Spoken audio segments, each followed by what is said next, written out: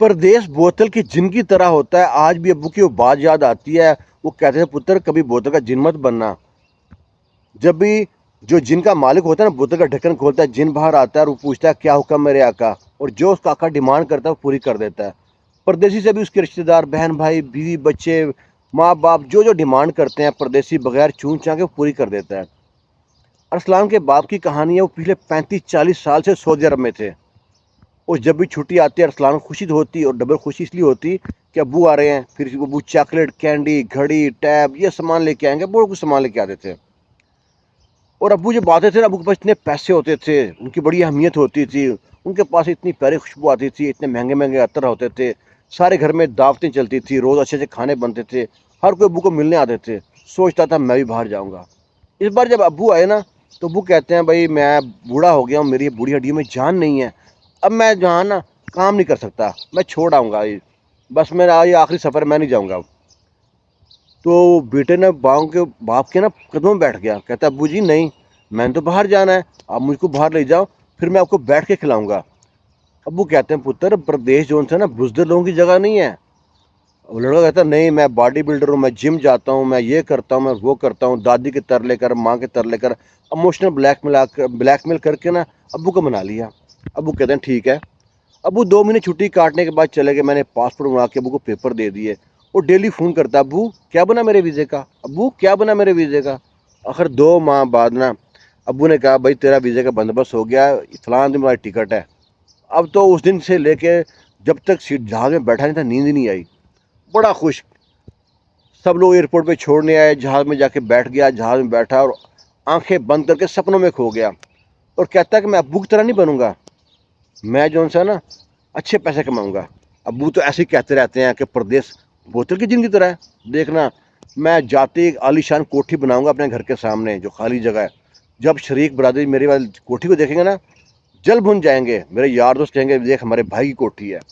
ابھی سوچ ہی رہا تھا, سپنوں میں گم تھا کہ ایئر ہوسٹر نے آ کے جگایا. کہتی ہے سر کھانا. میں اس کو دیکھتا ہوں, اتنی پیاری لڑکی مجھے کھانا لے کے آئی ہے, سوچا میرے 6 دن شروع ہو گئے ہیں. پھر وہ کہتی ہے سر آپ کولڈ ڈرنک لیں گے یا جوس. میں نے کہا واقعی جہاں اتنی عزت مل رہی ہے پردیس باقی وہ اچھی چیز جگہ ہوگی.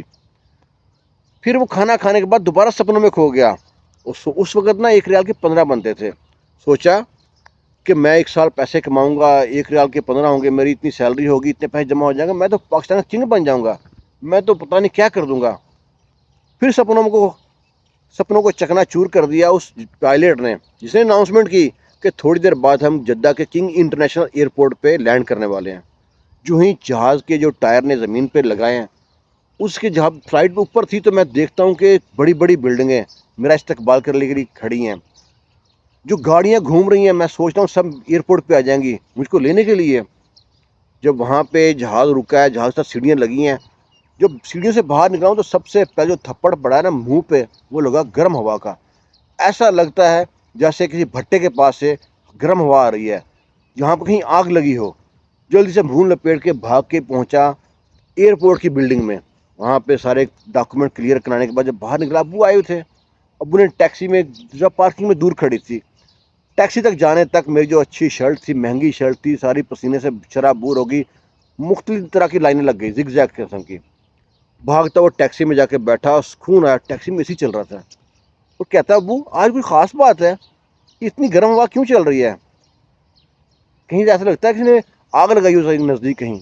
ابو کہتے ہیں پتر یہاں پہ ایسی گرم ہوائیں چلتی ہیں, ابھی دیکھ آگے ہوتا ہے کیا. ابو مسکرا رہے تھے. ٹیکسی اتنی زبردست تھی کہ شاید ہمارے بڑے بڑے جو ان سے نا M N A M P O کے پاس بھی اتنی گاڑی نہ اچھی نہ ہو. ٹیکسی نے جا کے گندے سے ایریے میں اتارا ہے, ٹوٹی سڑک تھی, خستہ سی بلڈنگ تھی. بلڈنگ کو دیکھ کے حیران پریشان. جب ابو کمرے میں گئے تو کپڑوں کپڑے ہر طرف, کھونٹی پہ نا کپڑے لٹکے ہوئے ہیں, اسمیل آ رہی ہے. اچھی بات پتہ کیا تھی, وہاں پہ اے سی لگا ہوا تھا. اے سی لگا ہوا تھا. جو تھکاوٹ تھی 2-4 منٹ ابو سے گپ شپ کیا, پھر سو گیا. اٹھا, ابو نے پانی بالٹی میں نکال کے رکھا ہوا تھا, اس پانی سے نہایا, بڑا خوش ہوا.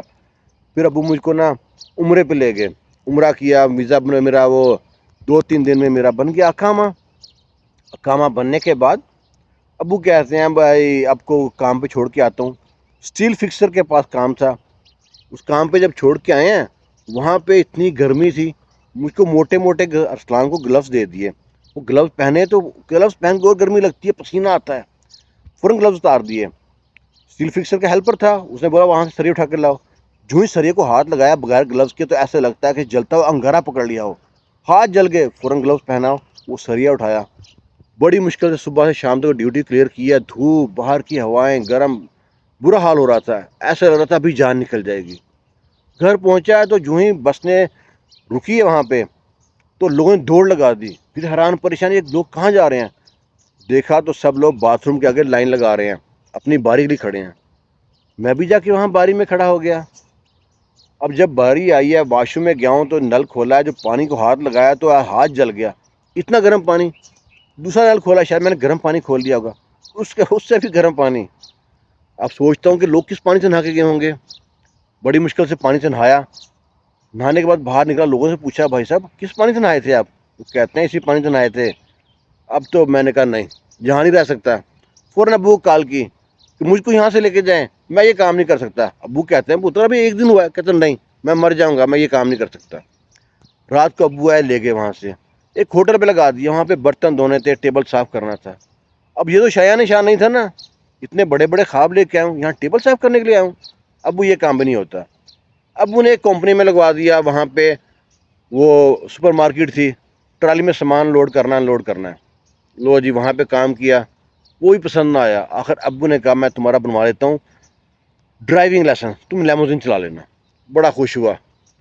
جس دن ڈرائیونگ لائسنس ہاتھ میں آیا نا, اس دن میں سوچا کہ آج میں دنیا فتح کر لوں گا. پر نصیب میں کچھ اور لکھا تھا. اسی رات ابو کا انتقال ہو گیا. ابو سوئے ہیں, رات کو اٹیک آیا, صبح ابو اٹھے ہی نہیں ہے. اب ابو کی میت بھیجنی ہے, وہاں پہ سارے خواب چپنا چور ہو گئے. ابو نے اتنے سال پردیس میں کاٹے, آرام کس وقت لیا, کیونکہ گھر والوں نے یہاں کا حال دیکھا نہیں ہے. ان کو تو پتہ نہیں یہاں پہ کس سال میں ابو جی رہے ہیں. وہ ایک دن کھانا بناتے تھے, 3 دن کھانا کھاتے تھے. تو بڑا پریشان. اور ابو کی لاش کو بھیجنا تھا, اور میں ساتھ جا نہیں سکا. ارسلان ساتھ جا نہیں سکا, کفیل کہیں باہر گیا ہوا تھا. آخر ابو کی لاش پاکستان پہنچی. اب وقت گزرتا رہا. ارسلان نے اپنی شادی کی, بہن بھائی کی شادی کی. ارسلان کا بیٹا جوان ہو گیا.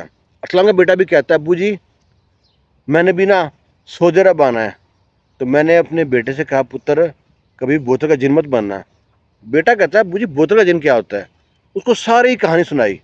وہ سمجھایا کہ بیٹا وہیں پہ کوئی کام کر لو, پردیس میں بہت ظالم ہے, پیسے دیتا ہے, خوشیاں ساری چھین لیتا ہے, ایک خوشی آپ کے پاس نہیں بچتی.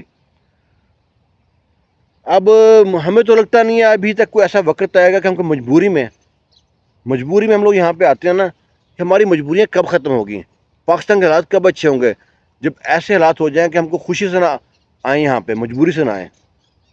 آپ کے پاس کوئی ہے اس کا جواب؟ میرے پاس تو کوئی جواب نہیں ہے. پتہ نہیں کب ہمارے حالات بدلیں گے, کب اچھے دن آئیں گے.